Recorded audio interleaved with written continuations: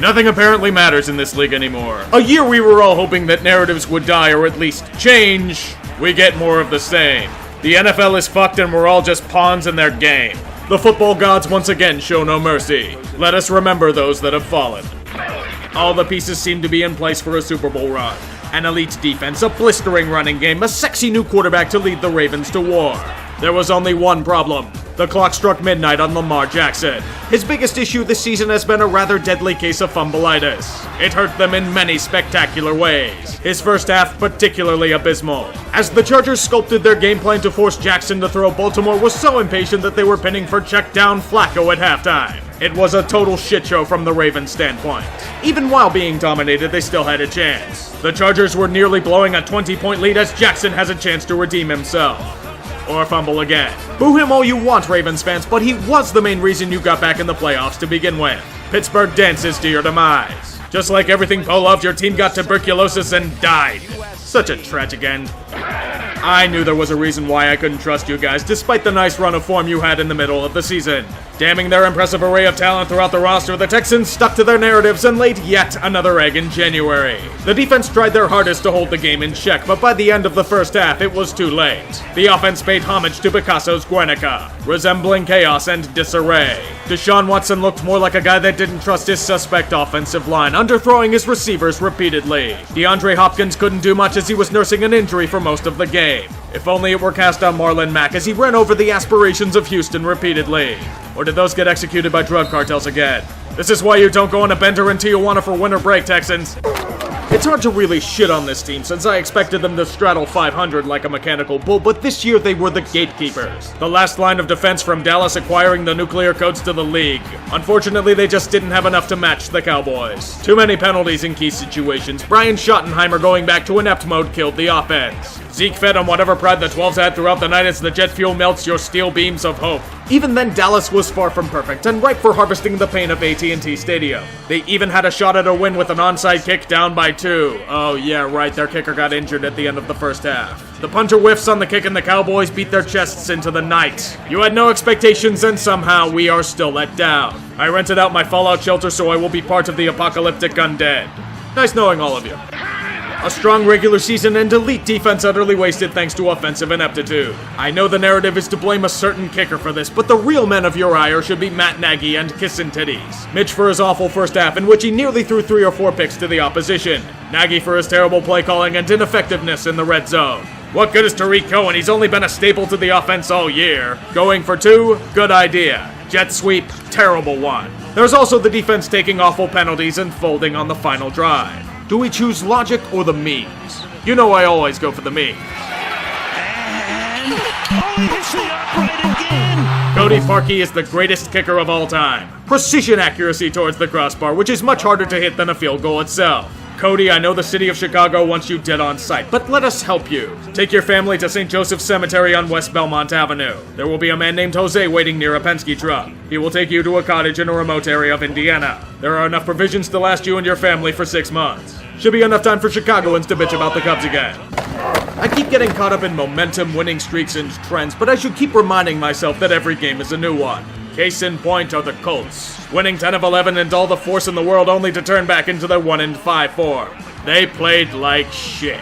All of the elements were there. Well, except for Arrowhead and snow. Apparently that neutralizes their fire. The defense falling apart, I get, it's the Chiefs, but the offense? Against that team? I honestly felt that the world would stop rotating before the Colts converted a 3rd down. I can't be that hard on them since they achieved far more than anyone expected, but I still feel empty inside. This offseason is a big one for you guys. You have gobs of cap space to bolster your defenses for the waves of enemies at your gates. I await your response to your sudden surge to relevance. Leave it to the Chargers to take a gift situation and completely shit themselves before they even get to touch it. The Patriots were looking weaker than ever. People were hailing the Chargers as a potential Super Bowl contender. We should have known what happens when we try and place expectations on them. They play us all like a damn fiddle. Just like nearly every other big game in their history, the Chargers marched onto the field and got wrecked. The Patriots looked like they were in prime form. Seriously, when is the NFL going to learn that you don't go into fucking Zone D against Tom Brady? He's been picking that shit apart for years. Phillip Rivers' most effective offense was bitching up a storm. To be fair, he got no help from the rest of his team. A game looking mighty interesting on paper was over by halftime. Poor Phillip. Poor Antonio Gates. They deserve better than this. Fuck you, Spanos. We gather today to mourn the death of another proud meme. One that brought joy and immaturity to the city of Philadelphia. Big Dick Nick. His mythos was stripped bare thanks to the debauchery and liveliness of Bourbon Street. There was hope and optimism thanks to a 14-0 surge in the first quarter. Then what happened was a return to their previous form, falling apart offensively and reinforcing the fears that the Super Bowl win was a mere aberration. It took several miracles for them to get to this point. The magic ran out. Throughout that ridiculously long drive in the third quarter, you could see the Eagles' life die in real time. The defense did a decent enough job, but Nick Foles lost his juju throughout the game. Get this off with a 2-minute warning. Little surprise. Foles back throws. Intercepted. Went right through Jeffrey's hands. Alshon merely finished the job. Whatever promise the Eagle season had went through their hands like that pass. Now with key free agents and potential retirements on the O-line, the exercise in agony is back in business. At least you're spared the no rings jokes this year. I guess that's a positive. This is what we call chopping off your hand to save your leg. You won a playoff game once again. Good work, but it's probably going to damage you for the long term. Not for your efforts against the Rams. You guys played valiantly, but they were just the better team. It showed all night long, especially with how they jammed your throat in the running game. That is nothing to be ashamed of. What will be is the aftermath of this modest success. Your dreams of a world without clapping will not come to fruition anytime soon. Jason Garrett will be receiving a handsome extension from Jerry Boy for this season. The team will continue to be held back by questionable offensive development as talent carries the way. Once again, I'm going to ask you Cowboys fans, was the playoff win really worth it? All for not making it past the second round yet again. How about them Cowboys? What was it all worth in the end? The best season you've had in years, a high-flying offense, and the emergence of the franchise QB you haven't had since Len Dawson. Hell, they broke the curse of Arrowhead and have a chance to finally shed the full Reed label. All of this and it only leads the Chiefs to even more agony and blue-balling by their boogeymen in the league. They fall to New England yet again when it matters. You could make the argument that Kansas City was the far more talented team, but they fell flat in too many areas. Terrible first half, completely dominated on both lines and untimely penalties. You want awful ref ball? Well, here's a phantom roughing the passer call. Oh, you got an interception to seal the game. Too bad, because D. Ford wanted to turn into the Steve Bartman of the city. Yes, D. Ford fucked up, but you want to know who fucked up more? The entire defense. This was a testament to full Sutton. How the fuck do you not stop a 3rd and long in overtime at home against the same plays? Unsurprisingly, the piss-poor secondary cost the offense a Super Bowl, but at least Andy Reid has all of his timeouts to hang on to during the offseason. Oh, wait. Let's get one thing out of the way. The Saints got fucking jobbed. I can't even appreciate the rest of this game thanks to the blatant ref ball that's been ruining games left and right the past few seasons. It also conveniently allows us to forget about the Saints blowing a 13-point lead in a game they were dominating. Not to mention getting overly aggressive on their final drive and not burning the Rams' timeouts. Instead of talking about these facts, we now get another black eye for the NFL. Pass is incomplete, no flag. Usually I wouldn't blame the refs for a loss, but in this situation it's justified. If they get that call, the Saints burn the clock and they're most likely heading to Atlanta. Instead, the Rams have time to go down the field and kick the tying field goal. In overtime, the Saints choose to kill themselves and get picked on a wounded duck. I can't even give kudos to Greg Zuerlein. It's another great game that's been ruined thanks to horrible officiating. And yes, the Rams had a bunch of missed calls as well. All it does is fuel the fact that ref ball is an epidemic. This is your product, NFL. You honestly deserve it. How wonderful. Perhaps 2 great games ruined or at least tainted thanks to ref ball. It just feels so unclean and I can't shake it off of me. Let's just get over to the AFC's contestant. Wait a minute, New England? These guys are supposed to be dead. I saw them decline with my own 2 eyes week after week. They lost their best receiver due to a relapse. Gronk is injured as fuck. The defense is a mess. Brady is rickety and old. The goddamn Miami Miracle. We were so close to celebrating an age where the Patriots weren't a guaranteed slot in the AFC Championship. Even most Patriots fans were expecting the inevitable when the playoffs began.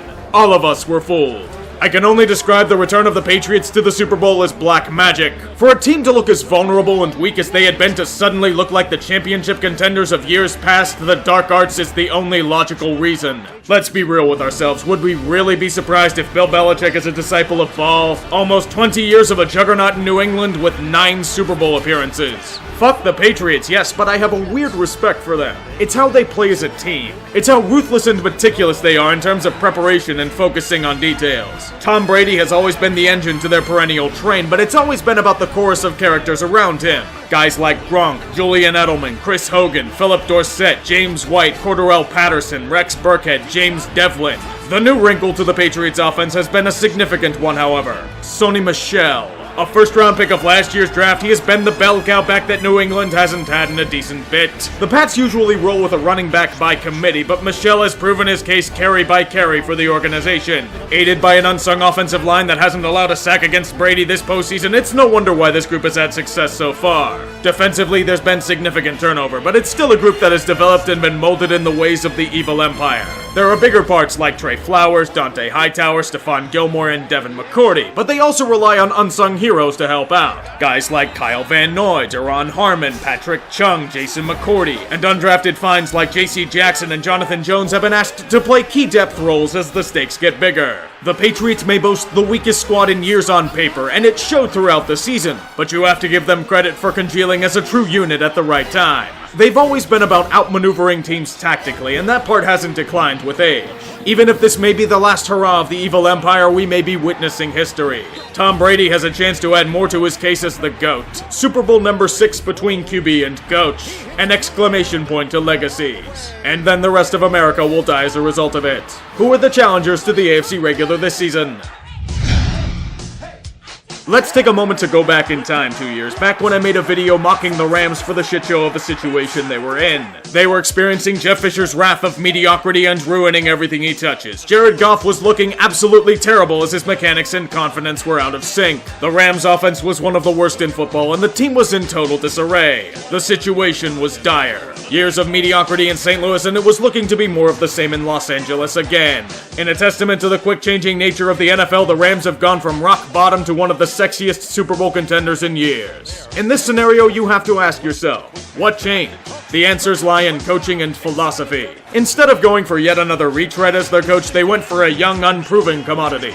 An offensive coordinator for the Washington Redskins, Sean McVay. It wasn't really noticed at the time, but it would prove to be the best decision they've made in many years. McVay and the crew he brought in triggered a renaissance. An overhaul of the toxic culture under Fisher and a brand new offensive identity focusing on aggression and innovation. No longer would the Rams be conservative. They would do everything in their power to put points on the board. Instead of going for 3, they would try for 7. They became the second coming of the greatest show on turf. In this time frame, Jared Goff has gone from alarmingly bad to the guy they traded a haul to the Titans to draft. Comparing him from his rookie film to now is looking at 2 different quarterbacks. His footwork and mechanics are much more consistent. He's not wildly inaccurate. He's throwing the ball with confidence and assertiveness. He has blossomed into the captain that the Rams need to go to the next level. I'll give this guy all the credit in the world for turning his career around, and I have been eating shit ever since that video came out for it. If I had $1 for every time someone said that video aged poorly, then I probably would have enough for a new PS4. This may be able to afford the extension that the Rams gave their marquee running back Todd Gurley this past offseason. Maybe not, but he's always been a key component for this offense to thrive. Even with his brilliance, Gurley has been quiet this postseason. As of late, it's been a different running back at the top. C.J. Anderson, who's logged some flight miles this year, going from Carolina to never playing a snap for the Raiders to being signed by the Rams after a string of injuries. With the performances he's put on, it's as if he's regained the form he had in Denver and then some. In the passing game, the Patriots get to see an old friend, Brandon Cooks. He was acquired by New England last season in the hopes of a breakout year, but he never really did. Cooks would show flashes but fail to thrive. He was traded to the Rams in the offseason for a first-round pick, given an extension, and has fit the offense in LA like he did in New Orleans. So far, it's been a good return for them. Beside him is another former AFC East player, Robert Woods, a free agent signing from Buffalo whom has enjoyed a breakout season. It's a shame that Cooper Kupp suffered a season-ending injury, but Gerald Everett is a nice safety valve for Goff if the big 3 are covered. The defense was overhauled in the spring in a big all-in maneuver. Marquee game-changing names were brought in to help take the Rams over the top. Ndamukong Suh, Marcus Peters, Aqib Talib, a mid-season trade for Dante Fowler. But the biggest contributions have been homegrown. In particular, a generational talent in Aaron Donald. Getting one of the greatest paydays a defensive player has ever received is no laughing matter. Neither is Donald destroying offensive lines and skill players alike. I merely pray for those that are assigned to try and block him. The football gods show no mercy to those that will be eaten alive. The homegrown talent doesn't stop there. Mark Barron, Michael Brockers, LaMarcus Joyner, John Johnson, Corey Littleton, and Samson Ebukam are some of the fruits they have harvested in both Los Angeles and St. Louis. Oh yeah, St. Louis. I feel for those bastards. They are one of the few areas outside of Boston that are rooting for New England, for obvious reasons. If the Rams win, that city will fall into a chasm. It will simply cease to exist. For the first time in Super Bowl history, we get Boston versus LA, but this is a rematch. Super Bowl 36. A young Tom Brady and unproven Belichick against the greatest show on turf. Despite St. Louis being favored by 14, it was an epic clash, with the Rams coming back in the fourth quarter, only to be outdone with a game-winning field goal by Adam Vinatieri. Who knew that it would be the start of a relentless empire? This is roughly the NFL version of You're Fucked. Do we deal with the old arrogance that we have weathered for years, or the new sexy arrogance that may end up being worse? Let's see if I can pretend to be Tony Romo this time. There will only be one true winner here, the NFL. No matter the outcome or the uproar over the terrible refball and relentless headaches of following the league, this game will be a success. The league will get their incredible ratings due to the massive markets represented and people eager to see the spectacle of the big game. They will all roll in money and laugh as shitposters like me eat all the shit in the world. I'm picking the nuke to win this game. In this case, the Patriots. God help us all. Chiefs came out, looked like a different team in the second half. What was the difference there in the last part of that game in overtime? The time has come. Execute Order 66.